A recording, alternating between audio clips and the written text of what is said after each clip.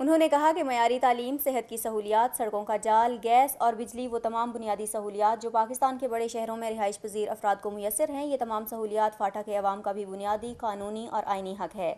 वज़ीर-ए-आज़म ने बताया कि ये हमारे इब्तदाई अहदाफ और तरजीहात में शामिल है, जिसके लिए वफाकी हुकूमत माली वसाइल फराहम कर रही है। इस ज़िम्न में हमने फाटा की तरक्की के लिए 100 अरब रुपए मुख्तस किए हैं। इस मौके पर कबायली अवाम को मुखातिब करते हुए शाहिद खाकान अब्बासी ने कहा कि फाटा इस्लाहात के मामले पर इत्तफाक़ राय के लिए तमाम पार्लिमानी जमातों से मुशावरत जारी है। इस अमल में वक्त दरकार है, ये एक दो दिन की बात नहीं। अपने खिताब में उनका मजीद कहना था कि हुकूमत को इल्म है कि फाटा के इंजमाम के हवाले से मुख्तलिफ लोगों की मुख्तलिफ आरा हैं, ताहम पार्लियामेंट वही करेगी जो मुल्क और फाटा के अवाम के हक में मुफीद होगा। इस ज़िम्न में उन्होंने कबायली अवाम को याद दहानी करवाते हुए कहा कि पार्लियामेंट के दोनों ऐवानों में सुप्रीम कोर्ट और पेशावर हाई कोर्ट का दायरा कार फाटा तक वसी करने का मुसव्वदा मंजूर किया जा चुका है, और जैसे ही फाटा में पुलिस और अदालती निज़ाम फ़ाल हो जाएगा तो लोग आला अदालतों से रुजू कर सकेंगे। उनका मजीद कहना था कि फाटा में नाफिज एजेंसी डेवलपमेंट फंड और राहदारी निज़ाम को मनसूख करके पोलिटिकल इंतजामिया की माली ताकत कम कर दी गई है, जो फाटा के अवाम पर इजाफी बोझ था और बड़े पैमाने पर पोलिटिकल इंतजामिया की जानिब से इसका गलत इस्तेमाल किया जा रहा था। वज़ीर-ए-आज़म शाहिद खाकान अब्बासी ने कहा कि खैबर पख्तूनख्वा में इंजमाम से कबल फाटा में तरक्याती इक़दाम करने के हुकूमती फैसले पर तमाम सियासी जमातें मुत्तफ़िक हैं।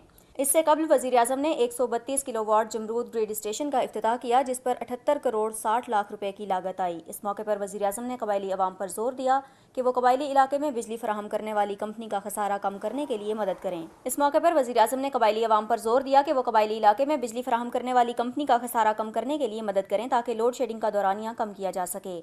उन्होंने मजीद कहा कि ग्रिड स्टेशन से खैबर एजेंसी में न सिर्फ बिजली की फराहमी बेहतर हो सकेगी, बल्कि इससे रोजगार के मौके भी पैदा होंगे। इस मौके पर वज़ीर-ए-आज़म शाहिद खाकान अब्बासी के हमरा गवर्नर खैबर पख्तूनख्वा इकबाल जफर झगड़ा, कौमी असम्बली के डिप्टी स्पीकर मुर्तज़ा अब्बासी, वज़ीर मुमलिकत बराए कबायली इलाका जात गालिब खान, रुकन कौमी असम्बली शाह जी गुल और खैबर एजेंसी की पोलिटिकल इंतजामिया भी मौजूद थी।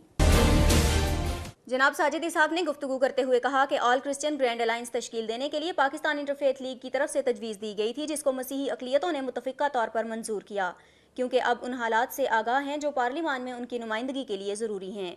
उनका कहना था कि पाकिस्तान तहरीक इंसाफ अक़लियतों के हुकूक देने में हमेशा नाकाम रही है। पीपल्स पार्टी की हुकूमत में अक़लियतों के लिए 5% कोटा मुख्तस किया गया था, लेकिन PTI की जानिब से सुप्रीम कोर्ट के कहने पर 3% कोटा दिया गया। उन्होंने कहा कि पाकिस्तान इंटरफेथ लीग की एक माह की मुहिम की कामयाबी का सबूत यह है कि आज सिंध से 3 मसीही सियासी Tehreek-e, national Christian movement Pakistan, मसीही तहरीक और क्रिश्चियन पीपल्स अलायंस, जबकि खैबर पख्तूनख्वा, नॉर्थ पंजाब, मरकजी पंजाब से 4 मसीही सियासी तहरीकें, पाकिस्तान अक़लियती अलायंस, पाकिस्तान मसीही लीग, मसीही अवामी पार्टी और रवादारी तहरीक और पंजाब के 5 मुंतखब अज़ला के अरकान ने पाकिस्तान इंटरफेथ लीग के साथ इत्तेफाक करते हुए ऑल क्रिश्चियन ग्रैंड अलायंस में शमूलियत इख्तियार की। साजिद इसहाक ने कहा कि पाकिस्तान इंटरफेथ लीग को तवील अरसे से जारी नाइंसाफ़ी के खिलाफ आवाज़ बुलंद करने के लिए न सिर्फ पाकिस्तानी मसीहियों की जानिब से बल्कि बैरून मुल्क मसीहियों की जानिब से भी सराहा जा रहा है। साजिद इसहाक का कहना था कि पाकिस्तान मुस्लिम लीग नून ने 19 साल बाद मरदमशुमारी करवाई, लेकिन आज तक अक़लियतों को अदादोशुमार नहीं दिए गए।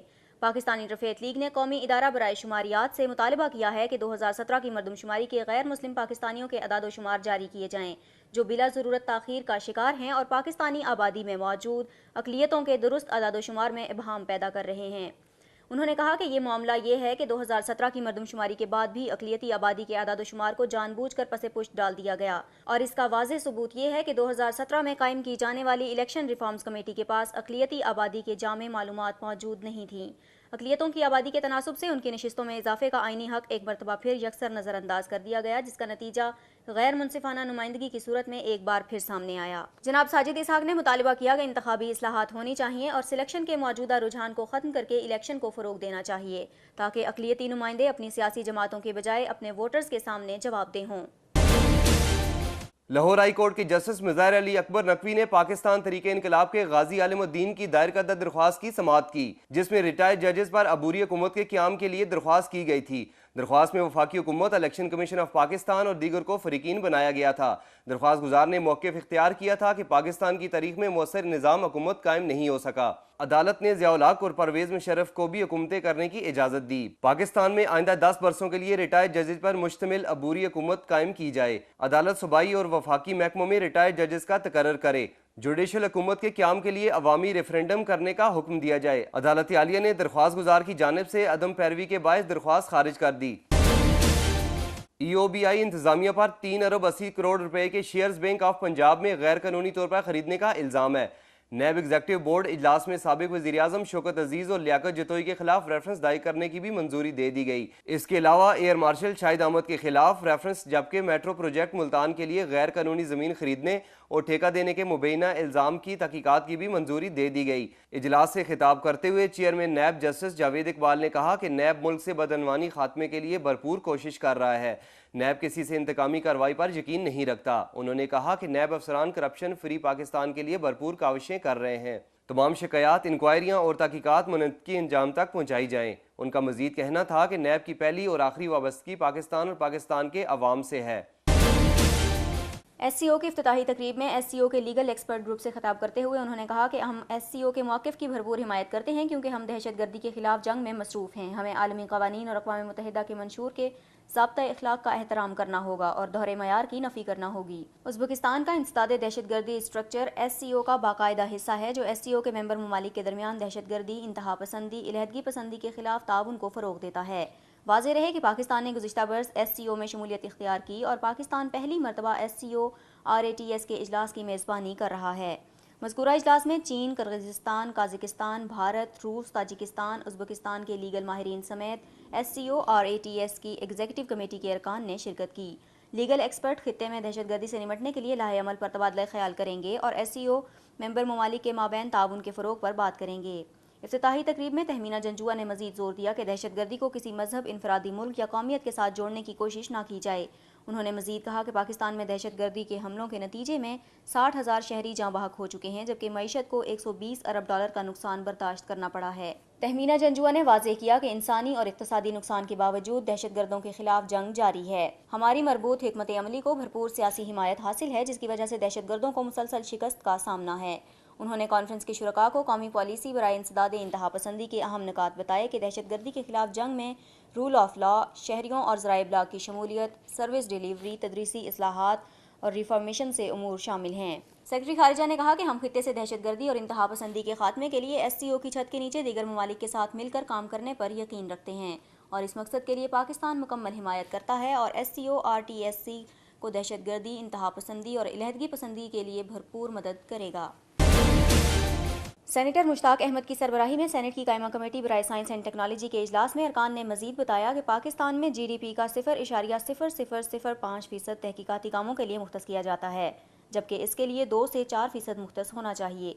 कमेटी में मौजूद पाकिस्तान तहरीक इंसाफ के रुकन आजम सवाती का कहना था कि 2008-9 में जब वो JUI में थे और वजारत साइंस और टेक्नोलॉजी के वजीर थे, तो उस वक्त मुख्तलिफ महकमे काम नहीं करते थे, लिहाजा उन्हें बंद कर देना चाहिए और इसके बजाय निजी शोबे के काम को फ़रोग़ देना चाहिए। उन्होंने कहा कि बदकिस्मती से गैर तालीम याफ्ता लोगों को इदारों का सरबराह तयनात कर दिया जाता है और उन्हें ये नहीं मालूम होता कि मामलात को किस तरीके से देखा जाता है। आजम सवाती की जानिब से तजवीज़ दी गई कि कमेटी को सूबों की जानिब से कायम करदा अपनी फूड अथॉरिटी को सराहना चाहिए और ग़िज़ाई मयार को यकीनी बनाना चाहिए। उन्होंने कहा कि पाकिस्तान काउंसिल ऑफ रिसर्च बराए आबी वसाइल को वजारत पानी के हवाले कर देना चाहिए, क्योंकि वो अपना काम बेहतर तरीके से सरअंजाम नहीं दे रहा। काउंसिल के तहत इस्लामाबाद में 28 वाटर फिल्ट्रेशन प्लांट्स लगाए गए थे, लेकिन आज उनमें से आधे से ज़्यादा गैर फ़ाल हैं, क्योंकि उन्हें पानी साफ़ करने के लिए क्लोरीन तक फराहम नहीं किया जाता। उन्होंने कहा कि इंसुलिन बनाने के मंसूबे में 98 करोड़ रुपए की बेज़ाब्तियाँ देखीं और ये रकम 36 मुख्तलिफ अकाउंट्स के जरिए निकाली गई थी। ताहम वज़ीर आला पंजाब शहबाज शरीफ की जानिब से इस मामले में मदद से सिर्फ 65 करोड़ रुपए वापस हासिल हुए। उन्होंने बताया कि शोबा ओकियानूस की जानिब से 50 करोड़ रुपए की कश्ती खरीदने की कोशिश की गई, जो मार्केट में 10 करोड़ रुपए की दस्तयाब थी।